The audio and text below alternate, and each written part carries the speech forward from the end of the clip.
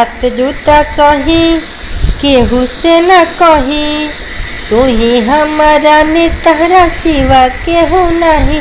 हम तो रोटी पकाई तारा याद में खाई, तू तो छोड़ गईलू छोड़ गईलू छोड़ गईलू।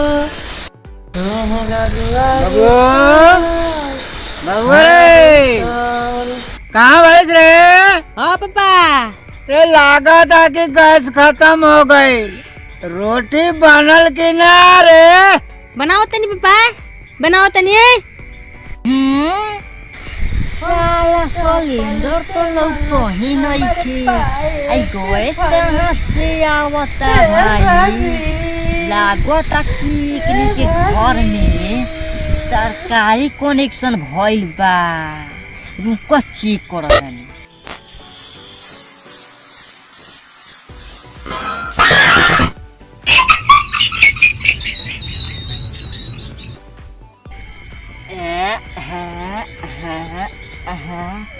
बाप रे कितना दूर ले पाइप के कनेक्शन बारी, बाकी आज चेक करिए के जाए। ये कब से कहा तानी जरे है गैस खत्म हो गइल बाटे।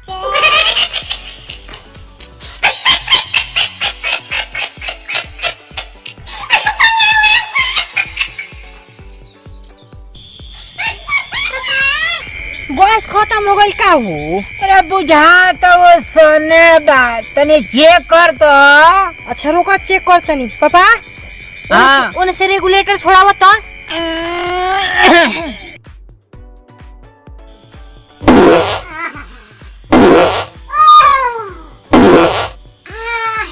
हाँ बुझाता कि गैस खत्म हो गइल बा। पैग मार दे, तू कितना झूठ बोलता रहू। अभी तो टंकी में ढेरे गैस बाबी। ना बाबू ना रे, लागता कि गैस खत्म बा। ए पापा पापा रौरा और थोड़ा देर बर्दाश्त करी ना, और 4 गो रोटी पकावे के बाबी।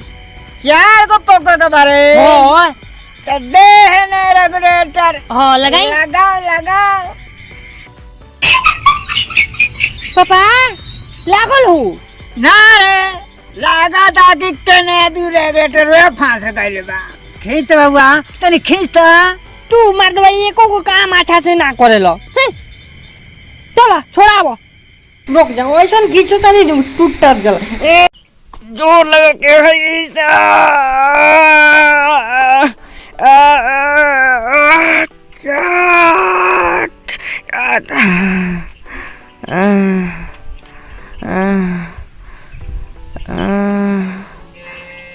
अरे बाबू अरे मर्दवा तनियो सुख नहीं कहिला तो हम का करे। तू मर्दवा फेर में डाल देलो। अरे अभी मर्दवा 4 गो रोटी पकावे के बाद। अरे तो हम का करिए? खींच के निकाल के हो तेर खींच मोरी। खिंचाता हमरे से कि हम खींची। अखा के कांधे दै छै एक तोरा से रेगुलेटर का खिंचात। अच्छा रुको पापा। जय हो कचकचुआ बाबा। या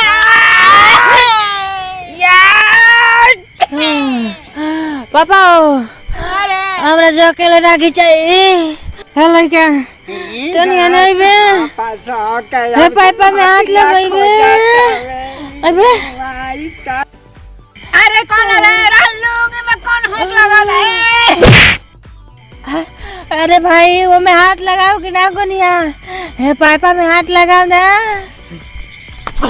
चल के हमरा का पागल समझते रे। हे पाइपा में हेतली से छेदे बारे ओ में हाथ ढुकी। अरे भाई वो पाइपा में हाथ लगाओ कि नहीं कि कौन पाइपा पकड़ के खींचे का बा। ले एकरो से खिंचवा। अरे मानवा ये तो घोषकल परिवार से बा। बाबू आओ तनिया आओ खींचे सा खींचे सा।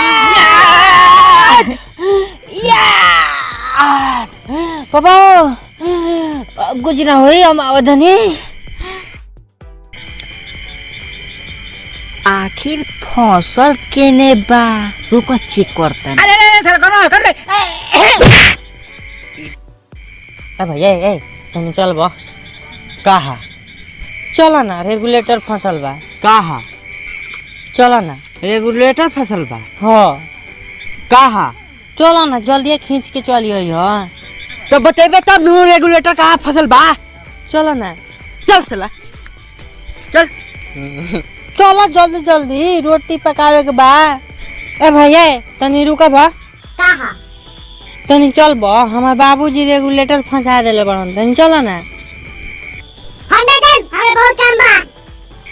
चलो ना, तो हमारे बाबूजी के टंकी फाट जाई। बाबू बाबू बाबू रे हाय सारा के दे कहीं परेशान कर देले बा। आओ भाई, आओ देखो लो, मैं बाबूजी रेगुलेटर फंसा लेले बड़न। हाय सर का जो परेशान कर करा के देले। रुक जा। देखो तेरा भाई, हमार पापा रेगुलेटर फंसा लेले बड़न। आओ लो भाई, आओ लो, खींच दिया। आओ लो, चलो चलो। जोर लगा के जोर लगा के बाबू